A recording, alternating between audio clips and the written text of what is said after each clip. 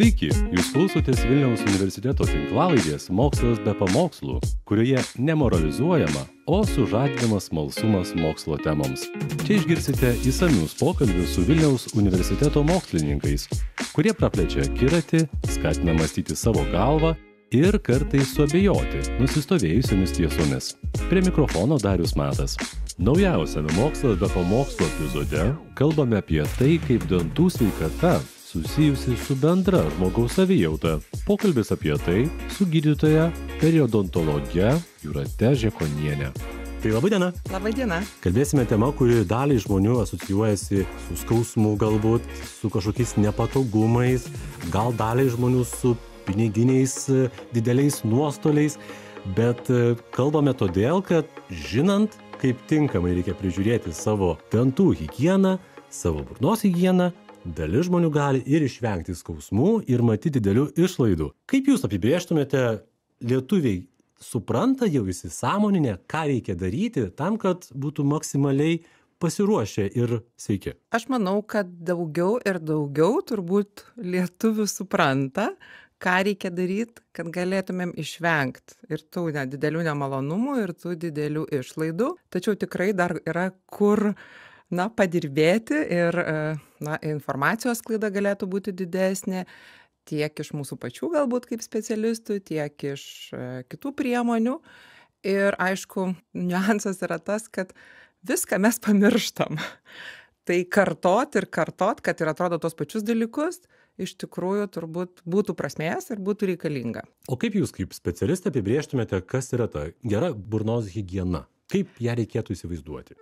Gera burnos higiena tai yra tokia, kuri atliekama labai paprastom, nesudėtingom priemonėm. Dantys yra švarūs, slidūs liečiant liežuviu, dantenos yra rausvos, nekraujuoja, kai valgai, kai valai ir nieko neskauda. Tai čia toks rezultatas, bet o kaip jo siekti? Tai iš tikrųjų turbūt pirmas dalykas, ko mums visiems gal kartais ir pritrūksta ir ką turėtum diegti nuo mažų dienų, tai tokia turbūt savidisciplina. Nes įprotis, jeigu jisai yra teisingai suformuotas, tai iš tikrųjų kiekvieną dieną atliekant jį reguliariai, visų šitų ligų, kurios yra neužkrečiamos, bet labai paplitusios, jų galima išvengti. Tai kad išvengt burnos ligų, tai toks labai elementarus dalykas – valyti dantis, tą daryti reguliariai, niekada nepamiršti išsivalyti prieš einant miegoti, tiek dantų, tiek tarpdančių, reguliariai, retkarčiais, bent kartą kas pusę metų, apsilankyti pas gydytoją odontologą ar burnos priežiūros specialistą,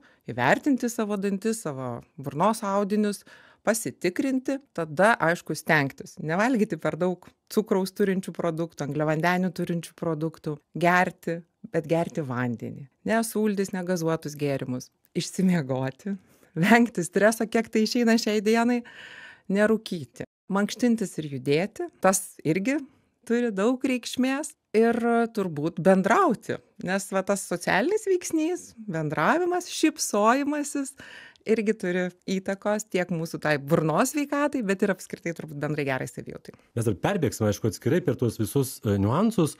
Nuo tos tokios gyvensenos pradėkime dalykų, tai gerai, mityba. Labai natūralu, dantimis mes kramtome maistą, natūralu, kad mityba turi įtakos dantų sveikatai. Cukraus, sakot, vengti. Tai yra vienintelis ir pats kenksmingiausias produktas? Pats tas cukrus tiesioginis, tai jis ne visai gal taip tiesiogiai jį reikėtų suprasti, bet cukraus turintis produktai. Ir kartais mes tų cukraus turinčių produktų net nežinom, kad taip turi. Net pienas turi daug cukraus, duona turi daug cukraus, tas paslėptas vadinamasis cukrus, ten padažai, sultis, vaisiai, kai kurie irgi turi labai daug cukrų. Tai kuo mes daugiau tų cukrų valgom, burnoje yra daug mikroorganizmų, išskiria tam tikras rūgštis ir tos rūgštis gali ėsdinti mūsų danties audinį ir sukelti pažeidimus. Nėra taip, kad nereikėtų valgyti, bet gal nereikėtų valgyti dienos eigoje nuolatos, užkandžiauti. Valgyti, žinot, kelis kartus per dieną, tam tikrų laikų. Ir tuose tarpuose neužkandžiauti. Po valgymo pagerti vandens, prasiskalauti burną, ar ten sukramtyti kokio kieto sūrio gabalėlį. Rinktis valgyti tokius mažiau minkštus produktus, o daugiau kietesnius. Morkos, obuoliai, kurie skatina didesnį seilių išsiskyrimą ir tokį natūralų apsivalymą dantų.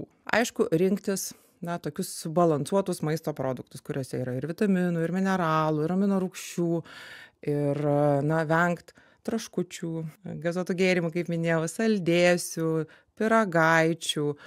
Jie ne tik, kad turi tų cukrų, bet jie ir savo konsistenciją labai kenkia tiem dantim. Nes lipnus greitai formuoja apnašą, sunkiau pasišalina tas apnašas. Įvairiausių teko girdėti mitų, gal nebūtinai susijusių su mityba, kad pavyzdžiui, valgant riešutus, ypač migdolus, darome kaip tik gerą darbą savo burnos higienai. Tiesa? Aš irgi man teko girdėti, kad netgi migdolų aliejų palaikyti burnoje tam tikrą laiką ir jau ten tie dantis nubala pabala ir labai labai sveika, arba braškės trinti ir ten dantis bus labai balti. Tai nėra tai pagrįsta ir įrodyta. Riešutus valgyti turbūt reikėtų atsargiai ir kramtyti, nes šiandieninis žmogus, kuris patiria labai daug streso, yra linkęs ir griežti dantimis, net ir nekramtydamas riešutų, tiesiog ir dienos metu, ir naktimis, tai tie dantis būna gana trapūs. Ir kartais tokie nekalti riešutų valgymai suskaldo dantis, taip kad nebūtinai tai bus sveiki. Bet taip, riešutai, jie turi savo sudėtyje tam tikrų naudingų medžiagų, tai nepiknaudžiaujant, taip. Kramtomoji guma. Vėlgi, bet cukrė kramtomoji guma, pakramčius ten po kažkokio užkandžiavimo ar maisto, jinai ką daro, jinai paskatina seilių išsiskyrimą ir pakeičia truputėlį, pakoreguoja tą seilių pH burnoje į geresnę pusę tam, kad tų mažiau būtų kenksmingų rūgščių ėdančių dantis. Bet nuolatos kramtyti kramtomą gumą, tai apkraunami yra apatinio žandikaulio sąnariai. Tai vėlgi, nėra visai rekomenduojama nuolatos kramtyti gumą. Tuo labiau aš asmeniškai tai taip, kritiškai žiūriu tos tokius nuolatos kramtančius gumą dar ir gal dėl tokio socialinio efekto.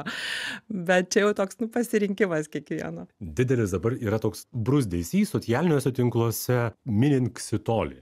Kaip medžiaga, kuri irgi yra mažai labai kenksminga, netgi gal kaip tik labai padeda vakare, pavyzdžiui, pakramčius ar saldinių pavidalu vartojant, apvalyti mūsų burnos ertmę. Pats efektyviausias dantų apvalymo, kaip minėjot, būdas arba valymo būdas ir apnašų pašalinimo būdas yra mechaninis. Jokia cheminė medžiaga, tirpalas, preparatas ar kažkoks tai ten papildomas stebuklingas būdas, kiek jis būtų natūralus ar net mažiau natūralus, nėra pagrįstai įrodyta, kad jisai veiksmingai šalina apnašas nuo dantų paviršių. Taigi vietoj to turbūt reikėtų paimti šepetėlį ir tiesiog kruopščiai švariai išvalyti. Įsivaizduokit priskretusią keptuvę arba puodą, kuriame gaminot maistą ryte, ir sakykim, kuris pabuvo kelias valandas. Ant to dugno rasit tikrai tokią tam tikrą plėvelę nešvarumų. Tai nėra labai efektyvu turbūt kažkokiais tai vien tik cheminiais būdais išvalyti. Tiesiog imsit kempinę ir valysit.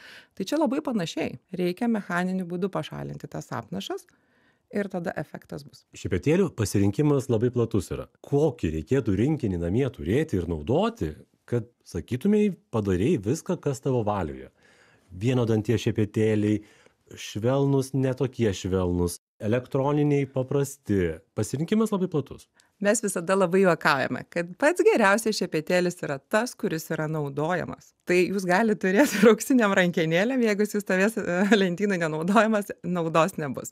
Bet šiaip atsakymas labai paprastas. Šepetėlis turi patikti šeimininkui, tai jis turi būti priimtinas. Aš turiu norėti, man turi būti smagu valyti su juo. Tada kitas reikalavimas, jisai turi netraumuoti nei dantenų, nei dantų audinių. Tai dėl to mes rekomenduojame rinktis minkštą dantų šepetėlį, minkštais šereliais. Ir kitas dalykas, jis neturi būti labai didelis, labai didelė galvute, ar ne, nes bus sudėtinga pasiekti visus tokius kritinius dantų paviršius. Dabar dėl tų visų kitų papildomų priemonių, čia turėtų būti jūsų galbūt kaip ir pagrindinis tas šepetėlis.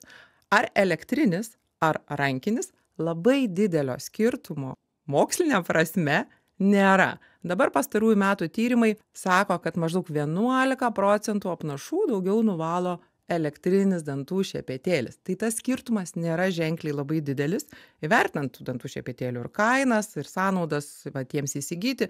Tai iš esmės čia yra irgi pasirinkimo klausimas. Vieni mėgsta elektrinius, kiti mėgsta rankinius, efektą pasieksite labai panašų. Taip, yra tam tikros grupės žmonių, kurie na, galbūt dėl judėjimo kažkokių sutrikimų, ar ne, sunkiau atlikti, dėl tam tikrų ligų sunkiau atlikti va tos valomuosius judesius. Tai elektrinis šepetėlis būtų išeitis, nes ten tiek daug judesių atlieka pats jau tas šepetėlis.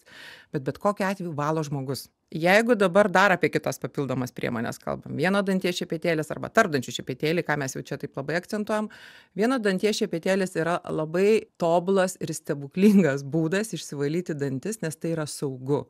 Tu valai kiekvieną dantį atskirai. Ne 3, ne 4 dantis vienu metu, čia kaip žinot, batus valom po vieną, ne 2 iš karto. Iš tikrųjų labai saugiai galima išvalyti tuos dantis, bet užima labai daug laiko. Ir žinot, mes visi skubam, jau mes 2 minučių nerandam savo burnai. Vidutiniškai paskaičiuota, kad 42 sekundės žmogus valo dantis. Tai su vieno danties šepetėliu užtruksit kokį 20 minučių. Turbūt ne visi bus linkę skirti tiek laiko ir galbūt tą vieną danties šepetėlį tik tais kažkom papildomom vietom, specialiom vietom, su specialiais kažkokiais, tai nežinau, tarkim, jeigu yra ortodontiniai aparatai burnoje ar protezai, ir čia gal gydytojas ar burnos priežiūros specialistas parinktų.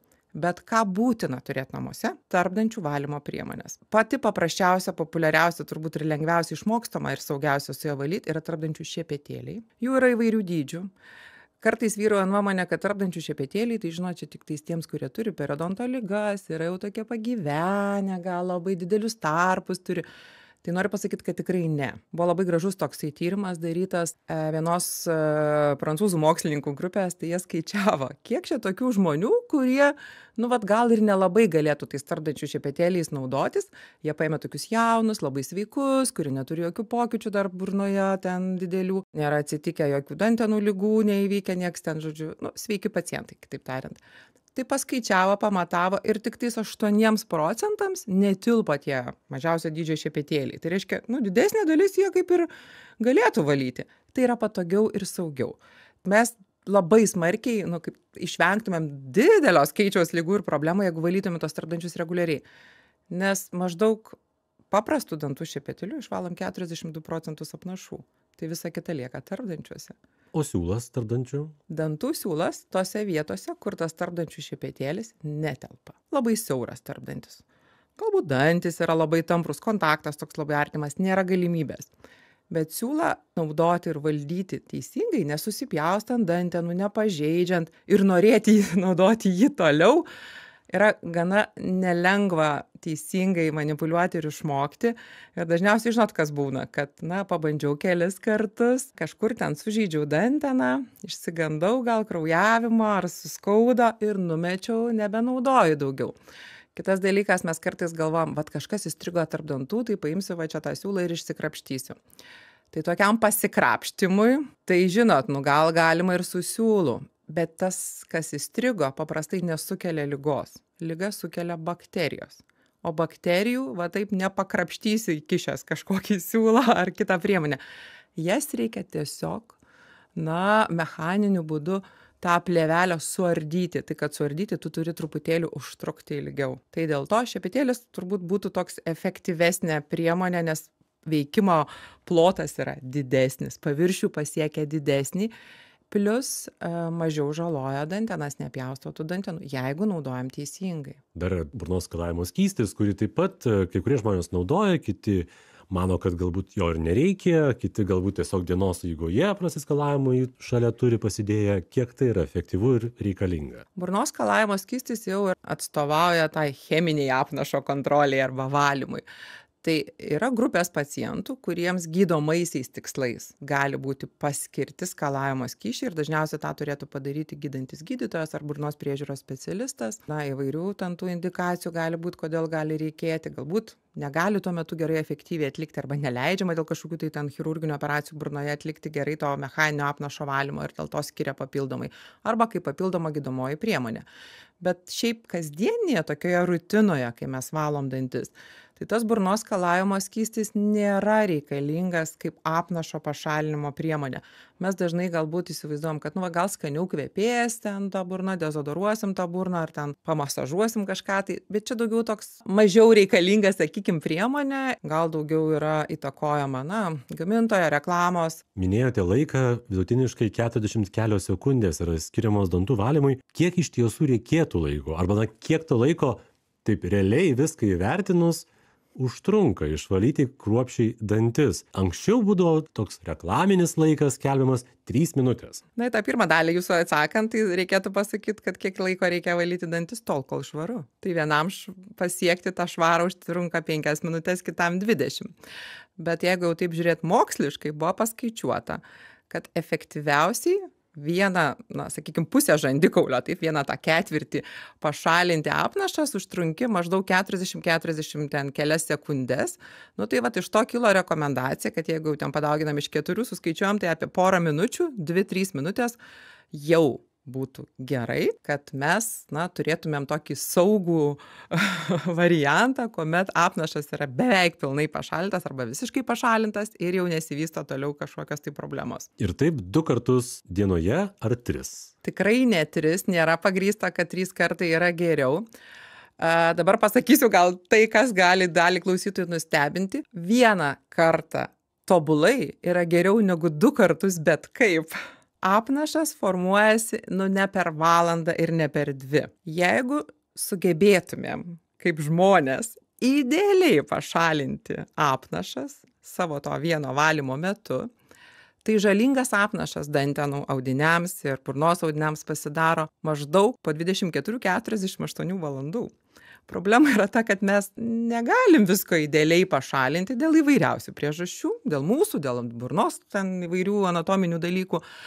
Ir mes vieną kartą valydami maždaug ten pusę nuvalom, kitą kartą pusę nuvalom, tai paros eigoje mes nuvalom beveik visus to 100%. Yra žmonių, kurie sako, aš neturiu pakankamai tiek daug laiko, kantrybės arba, motyvacijos, valau paprasčiau, trumpiau, bet dažniau nueinu į profesionalią burnos higieną. Kiek ji turi būti dažnai atliekama ir kiek ji gali pagelbėti tiem žmonėm, kurie galbūt pritingi? Čia tokie labai nelyginami dalykai, nes tai, ką daro žmogus namuose, yra aukso vertės ir kokybės procedūra ir nieks jos turbūt negali pakeisti ir atstoti. Tai, ką daro jau specialistas, profesionalas kabinete, tai yra procedūra, kuri užtrunka ten galbūt pusvalandį, galbūt valandą.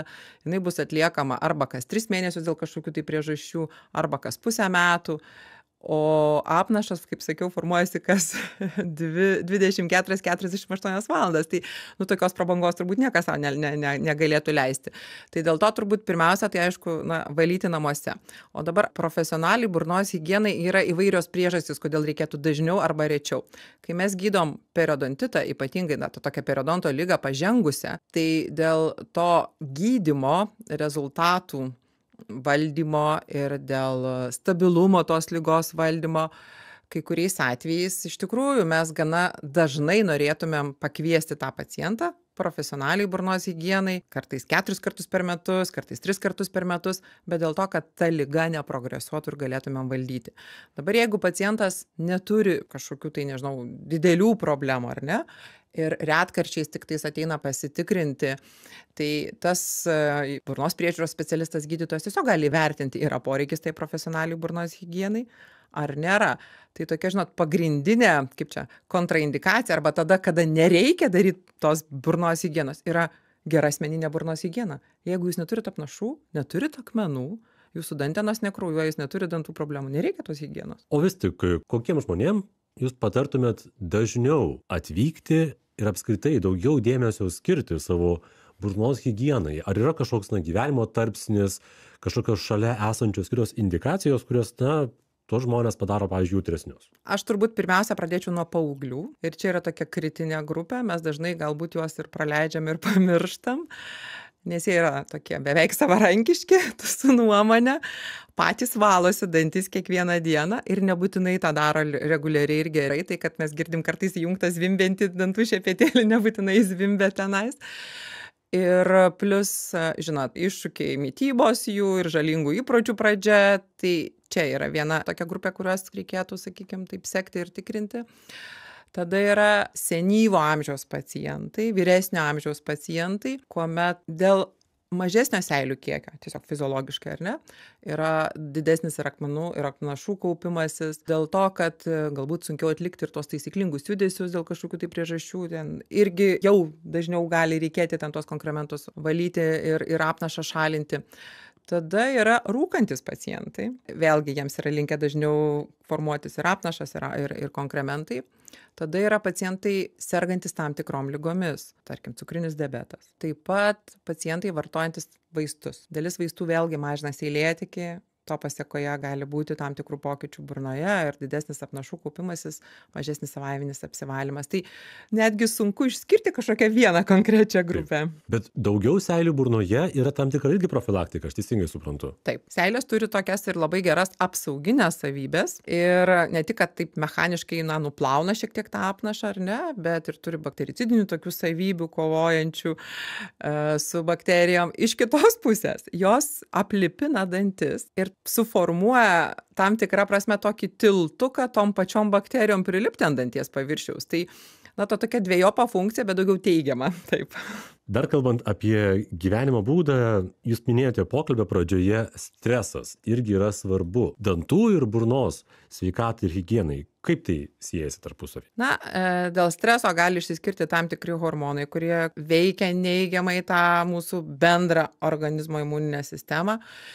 Ir bendra organizmo imuninė sistema nekovoja su, pavyzdžiui, tom burnoje esančiom bakterijom ir uždegimas vystosi audringiau, didesnis ir daugiau pasekmių sukelia. Tai čia vienas galbūt būtų būdas ir mechanizmas, kitas būdas, kad dėl kažkokio patiriamo streso ar nerimo žmogus tiesiog nustoja rūpintis savo burnos higieną ir galbūt apskritai higieną, mažiau skiria laiko, mažiau skiria dėmesio, gal ir ten blogiau miega arba, sakykime, prasčiau valgo, daugiau tų žalingų įpročių galbūt atsiranda arba jie dažnėja, nepriežiūra didesnė to pasekmėje. Kitas dalykas, dėl streso ir įtampos patiriamos, daugiau tais dantim griežiam, sukandinėjam ir irgi taip paveikiam, perkraunam tą danties atraminį audinį, pertempiam tos raiščius aplink dantį esančius ir irgi tokiu būdu kenkiam savo tai sveikatai. Ir aišku, ta imuninė sistema pirmiausia, aišku, yra numeris 1. Jinai yra išbalansuojama. Tas jūsų minimas dantų griežimas, tai aišku yra ne tik, matyti, dantinė sveika, bet tai ir estetiškai trūkumas atsiranda ar ne kažkoks. Jeigu žmogus gyvena ne vienas, galbūt tikėtina, jis yra jau gavęs pastabą apie tai, kad griežia dantimis, pavyzdžiui, miegodamas. Bet jeigu žmogus gyvena vienas, kaip identifikuoti tai galima ir kokiais būdais galima mažinti tą griežimą, jeigu ne visai jį panaikinti? Kartais pasako patys žmonės, kad atsibunda ryte ir jaučia tokią įtampą raumenyse, žandikaulyje, veide. Tai čia jau būtų toks pirmas signalas. Aišku, dalis turbūt niekada nieko nejaučia ir negirdi. Ir tą turbūt pasako pirmiausia gydytojas apžiūrėdamas burną ir dantis ir gleivinę. Yra tam tikri požymiai dantų nudilimo ir gleivinės pasikeitimo, kada mes jau įtariam tą problemą. Ir jeigu jau ten kalbėti apie pagalbą, tai pirmiausia, aišku, siūlomos tokios vietinės priemonės, kuomet speciali yra gaminama laboratorijoje kapa, nuėmus nuo dantų atspaudą, tiksliai individualiai tam žmogui. Ir tada yra rekomenduojama nakties metu dėtis tą kapą, miegoti su tą kapa. Dienos metu tai yra jau komplikuota ir sudėtinga dėl tos socialinės funkcijos, bet nakties metu stengtis miegoti su ją. Nes, žinot, pasakyti taip, kad jūs negriežkit arba pabandykit atsipalaiduoti. Venkit stresą.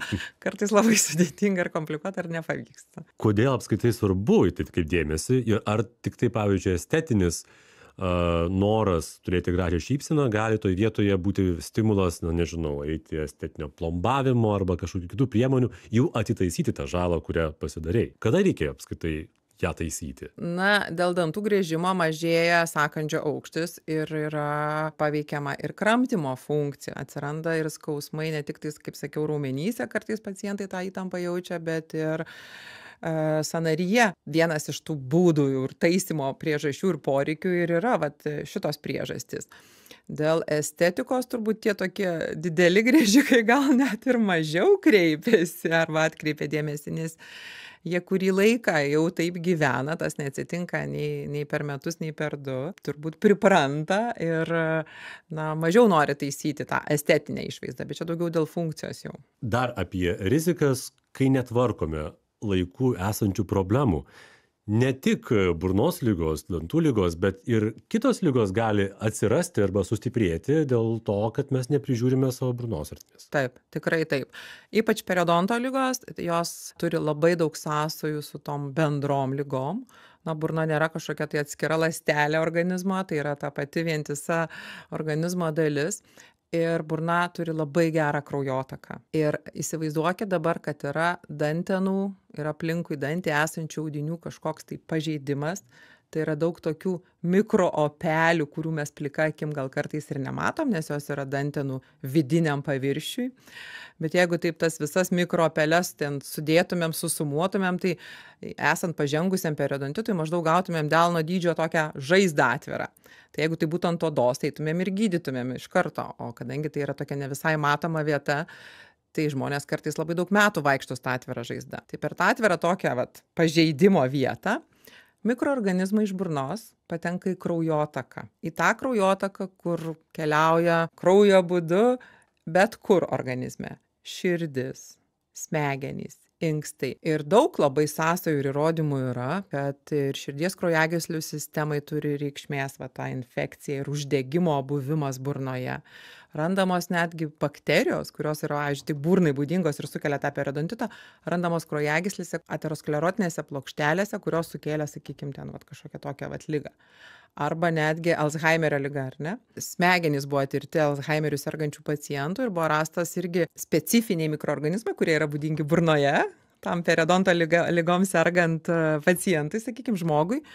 Ir irgi pagal tai yra tokia viena iš tos ligos, sakykime, vystymosi hipotezių, kad galbūt ta infekcija burnoj nesuvaldyta sąlygoja būtent šitus smegenų pokyčius vėliau. Prie tų visų bendrų ligų dar yra cukrinis diabetas, kur irgi toks dvikryptis, galima būtų sakyti, ryšys, nes gydant cukrinį diabetą gerėja ir periodonto liga ir atvirkščiai. Jeigu yra periodonto liga, mes ją gydom, valdom uždegimą, tai labai smarkiai pagerinam ir to sunkiai sergančio cukriniu diabetu kontrolę ir praktiškai galim pasiekti tą tokio, rodiklio vieno hemoglobino glikolizuoto sumažėjimą netgi tokiu pačiu efektu, kaip sukelia papildomą kažkokią tai vaisto medikamento skirimas. Tai, žodžiu, noriu pasakyti, kad jeigu ta infekcija aplinkui dantis ir burną yra gydoma ir suvaldoma, tai tam pacientui, kuris turi cukrinį diabetą, irgi jo ta glikemijos kontrolė arba cukraus kontrolė gerėja. Tai mes padedam dar ir tokiu būdu. Tai tas labai svarbu ir labai svarbu galbūt ir pastebėti, nukreipti ir atkreipti dėmesį. Taip, aš tik norėjau klausti, kad tada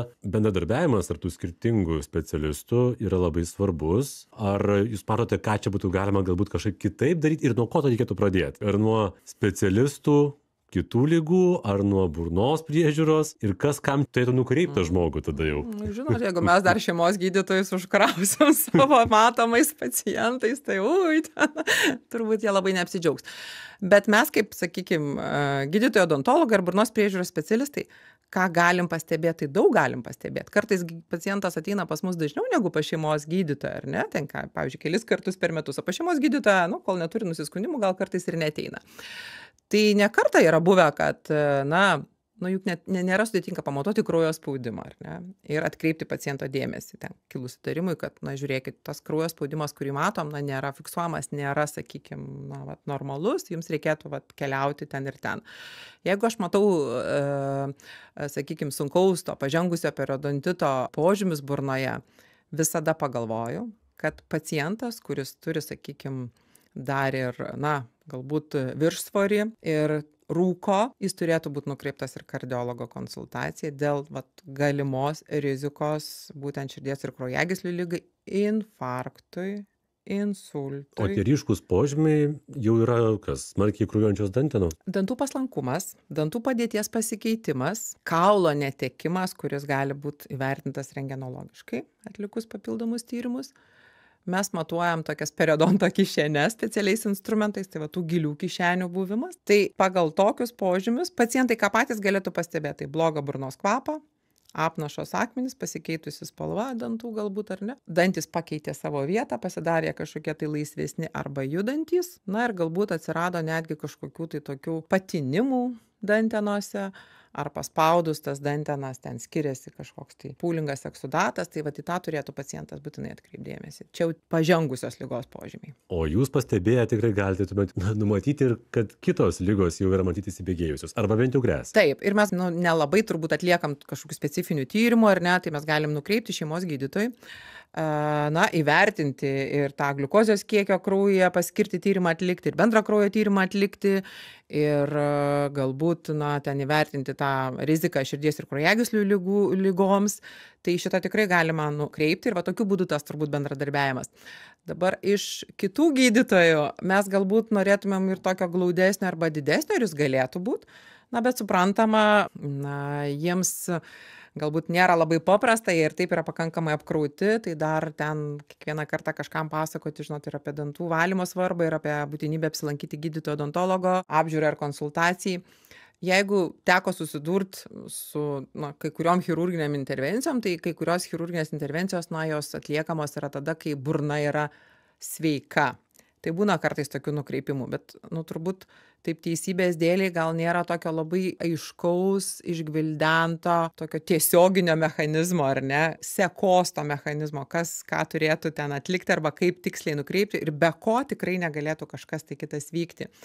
Mes kažkada tai labai, čia gal ne visai atsakant jūsų klausimą, kažkada tai labai senai su studentais darėm tokią apklausą šeimos gydytojų.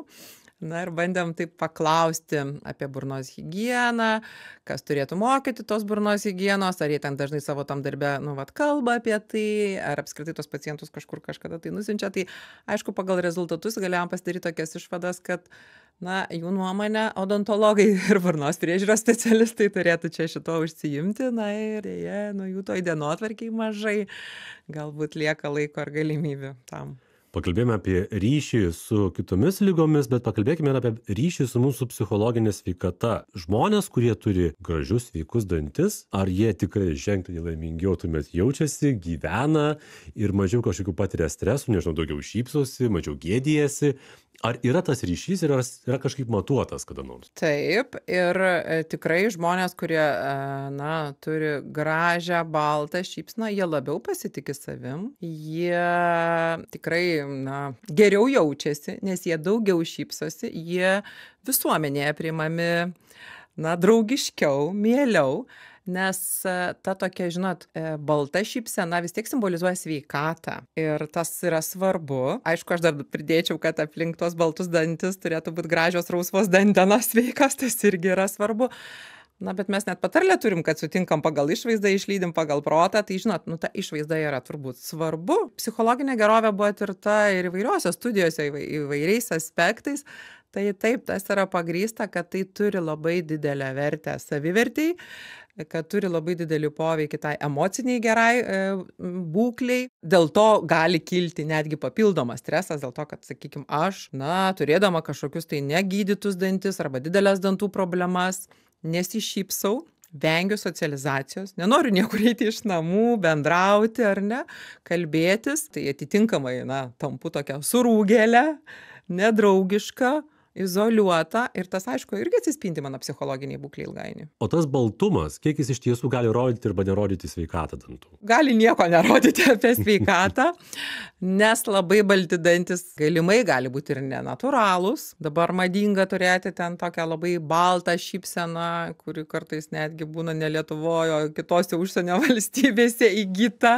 Ir tai nebūtinai yra sveikatos požymis, nes pats danties audinys natūraliai jis nėra labai baltas. Tai nereiktų tik tai į tai žvelgti, ar ne? Bet o kiek tuomet įvairios tos procedūros, kurios skirtos pabalinimui, kiek jos yra sveikos? Kur reikia neperlenkti tos lazdos? Aš, sakykime, savo pacientam tai taip labai gana kritiškai kalbu apie tą dantų balinimą, nes agresyvus dantų balinimas, sakykime, arba labai dažnas dantų balinimas turi ir pašalinį poveikį. Didesnis būna dantų jautrumas, cheminės medžiagos gali ypatingai paveikti ne tik patį tą danties audinį, ar ne, susilpninti jį, bet ir minkštuosius audinius, tai yra dantenas aplinkui dantis ir irgi dėl to gali kilti ir dantenų atsitraukimo ir kažkokio išopėjimo problemų. Kartais, susiduriam su pacientais, kuriems, niekada negana ir norisi dar kažko tai balčiau ir balčiau. Tas toks saikas šitoje procedūroje ar balinimo, ar baltų dantų norėjime, jis turėtų būti. Na, bet mes turim pripažinti, kad, aišku, socialiniai tinklai ar ne, arba ten visokios įvairios informavimo priemonės, jos tokį sukelia lūkestį turėti baltus dantis, ten, sakykime, kokie šou atlikėjai, televizijos žmonės. Na, jie to šviesoje kitaip turbūt atrodo su labai baltais dantimis ir yra siektinumo pavyzdys ir tikrai dažnai žmonės sako, nu va to pažiūrėkite pas ją, kokius jinai turi gražius baltus dantis ir aš tokių noriu. Ir mes kartais tikrai tai bandom pasakyti, na bet tas baltumas nėra jau čia taip labai gerai ir gal ne visai tikras tas baltumas. Nu jūsų dantis tikrai nuostabus ir balti ir svarbiausia sveiki, ar tikrai reikia. Baigiant mūsų pokalbį, medicina, technologijos nestoja aišku vietoje, vis ieškoma kažkokių naujų būdų. Kokios naujovės, arba na bent jau kur link juda ši medicinos sritis, kaip mes galbūt tos dantis prižiūrėsim jau visai netrukus, galbūt jau kai kur yra taikomi kažkokie nauji metodai. Nu, turbūt didžiausias toks skirtumas ir pažanga galbūt atsirado, kad labiau prieinami pasidarė elektriniai dantų šepetėliai apnašo valymui, ar ne? Ir kažkuria prasme jie tam tą tokią kasdieniai rutinoje mūsų gal palengvina gyvenimą. Dabar dėl dantų priežiūros naujų tendencijų turbūt tikėtina, kad mažai gal atsiras ar neatsiras. Vis pasigirsta tyrimų ir metodų, kad dantis galbūt bus galima atauginti. Tai japonų mokslininkai ten vienam universitete bando tyrimais sulaukti rezultato, bet kol kas žmogui tas dar nebuvo padaryta ir atlikta.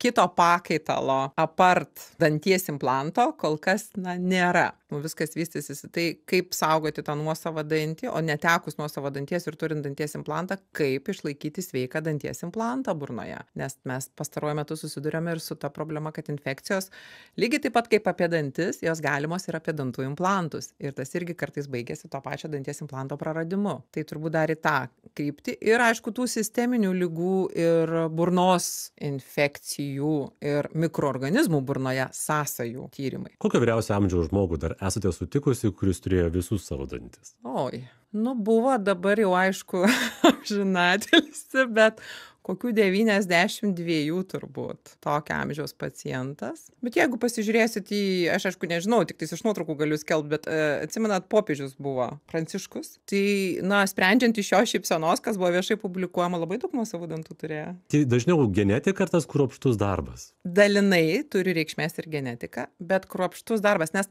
burnos ligos, dantų kariesas, periodonto ligos yra elgsenos ligos. Taip, kaip mes elgiamės, tai yra kaip mes prižiūrim. Tai visgi kruopštus darbas. Taip. Kągi, tai belieka tik tai palinkėti kruopščiai valyti tuos dantis, kurios nori pasilikti, kaip yra juokaujama. Taip, tikrai taip. Ir švarūs dantys negenda.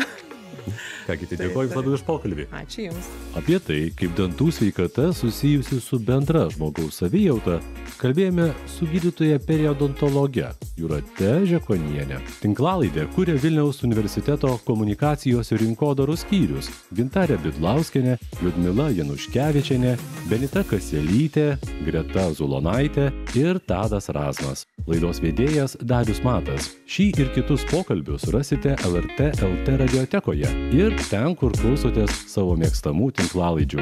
Iki kito karto.